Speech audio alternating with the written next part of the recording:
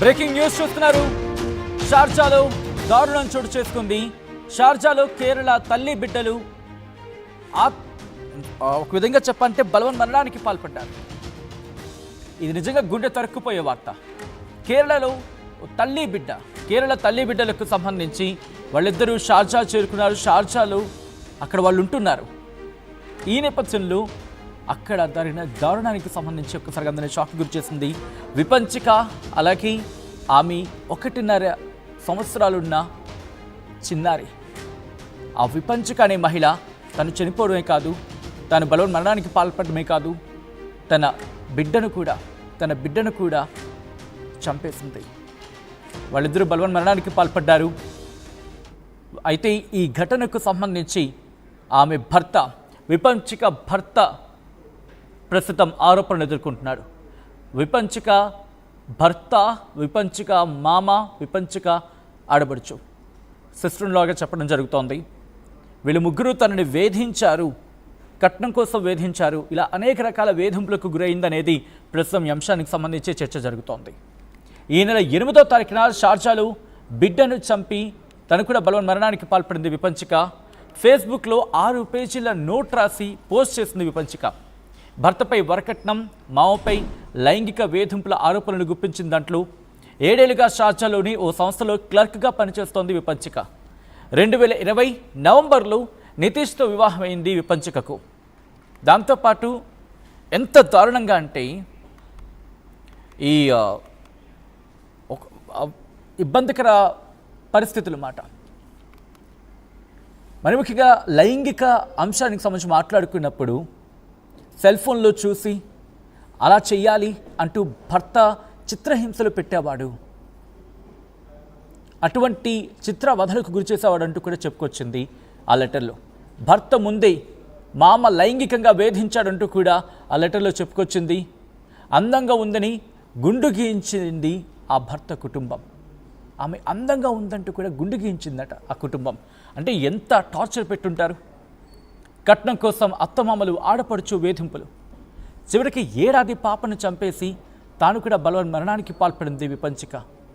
కేరళ ముఖ్యమంత్రి కార్యాలయానికి చేరుకున్నారు ఆ కుటుంబం. చేరుకొని విపంచిక భర్త నితీష్, ఆడపడుచు నీతు, మామ మోహన్పై కేసు నమోదు చేశారు. తన కూతురి మృతదేహాన్ని ఎలాగైనా తీసుకురావాలి, ఇక్కడ విచారణ జరగాలి అంటూ ఆమె డిమాండ్ని తెర మీదకు తీసుకురావడం జరుగుతోంది. ఈ నేపథ్యంలో ఆ ఇన్వెస్టిగేషన్ ఎంతవరకు వచ్చింది, ఎటువంటి అంశాలు ఇన్వెస్టిగేషన్లో బయటపడుతున్నాయి, ఇంకా కుటుంబం ఎటువంటి ఆరోపణలు గుప్పించడం జరుగుతోంది, డీటెయిల్గా మాట్లాడుకునే ప్రయత్నం చేద్దాం, డీటెయిల్గా తెలుసుకునే ప్రయత్నం చేద్దాం. మా ప్రతినిధి పెట్రీషియా అప్డేట్స్ అందించేందుకు సిద్ధంగా ఉన్నారు.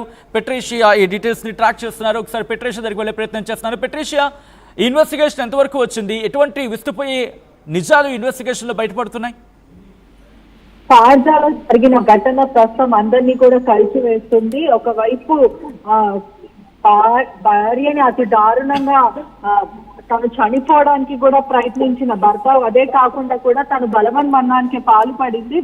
వర్ణకట్నం కోసం వేధింపులకి గురి చేయడం, అదే కాకుండా మామ కుటుంబ సభ్యులు కూడా షార్జాలో పనిచేస్తున్న విపంచిక కూడా 2020లో కూడా తను నితీష్ అన్న వ్యక్తితో కూడా మ్యారేజ్ చేసుకుంది. ఆ తర్వాత నితీష్ అనేక సార్లు వేధింపులకి గురి చేయడం, వరకట్నం కావాలి, డౌరీ కావాలంటూ కూడా వేధింపులకు గురి చేయడం, ఆ తర్వాత పోనో వెబ్సైట్ చూపించడం, పోనోగ్రఫీ చూపించి ఇలానే చెయ్యాలంటూ కూడా ఆ వీడియోస్ ని క్యాప్చర్ చేయడం, ఆమెకి ఇష్టం లేకపోయినా కూడా నో చెప్తున్నప్పటికీ కూడా వేధింపులకి గురి చేయడం, అదే కాకుండా విపంచిక కుటుంబ సభ్యులు ఎన్నిసార్లు కూడా నితేష్ కి చెప్పినప్పటికీ కూడా వినకపోవడం, నితేష్ వాళ్ళ కుటుంబ సభ్యులు మోహన్ ఎవరైతే మామ ఉన్నారో అతను కూడా విపంచిక పైన కూడా మనసు పారేసుకున్నారు. అదే కాకుండా నాకు ఆమె కోరికలను తీర్చాలంటూ కూడా విపంచికకి చెప్పడం, ఆ తర్వాత అసలు మీరు ఎందుకు ఇలా చేస్తున్నారంటూ కూడా అనేక సార్లు కూడా తను మాట్లాడినప్పటికీ కూడా మరీ వేధింపులకు గురి చేయడం. వీళ్ళందరూ కూడా ఇంట్లో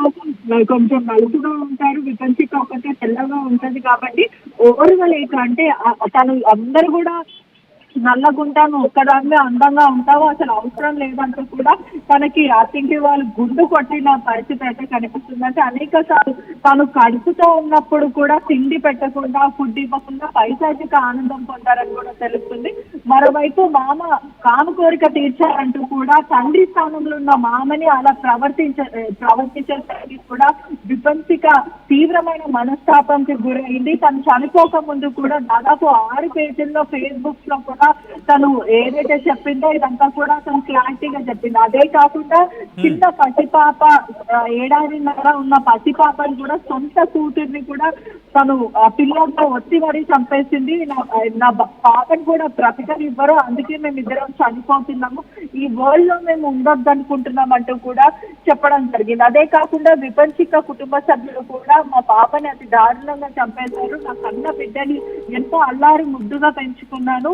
ఒకవైపు మామ మరి వాళ్ళ కుటుంబ సభ్యులు ఆడపడుచు వీళ్ళందరూ కలిసి వేధింపులకి గురి చేశారు. అధికంగా డౌరీ ఇవ్వమన్నారు. భర్త ఎప్పుడు ఇష్టానుసారంగా ప్రవర్తించేవాడు, అదే కాకుండా తనకు నచ్చేది కాదు, అయినప్పటికీ కూడా తను నో చెప్పినప్పటికీ కూడా పదే పదే ఇబ్బంది పెట్టేవాడు. మామ కూడా అలా చేసేవాడు. మొత్తం కుటుంబం అంతా కూడా వేధింపులకు గురి చేశారంటూ కూడా చెప్పుకుంటూ వచ్చారు. అదే కాకుండా కుందన్ పోలీసులు కూడా నమోదు చేశారు. ఏదైతే విపంచిక కుటుంబ సభ్యులు కూడా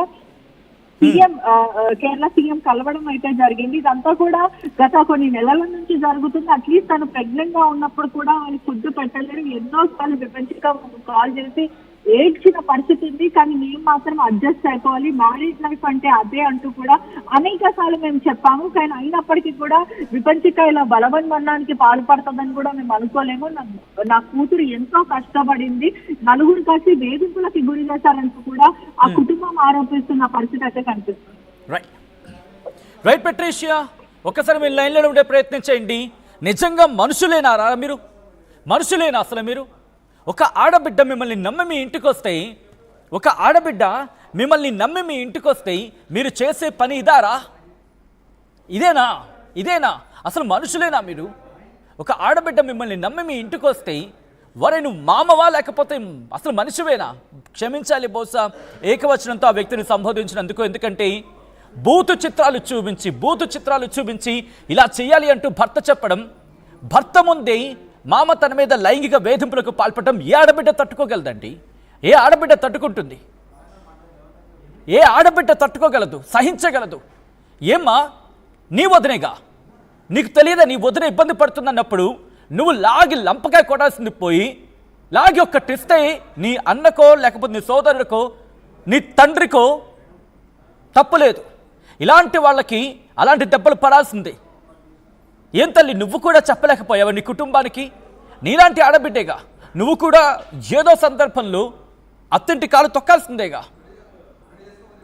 ఇంత దుర్మార్గమా, ఇంత పైశాచికత్వం ఇంకా మనుషుల్లో? ఏం చదువుకుంటాం? అసలు మన చదువు ఏదో అంటూ ఉంటారు కదా, చదివితే ఉన్నమతి కాస్త పోయిందని చెప్పి అలా ఉంది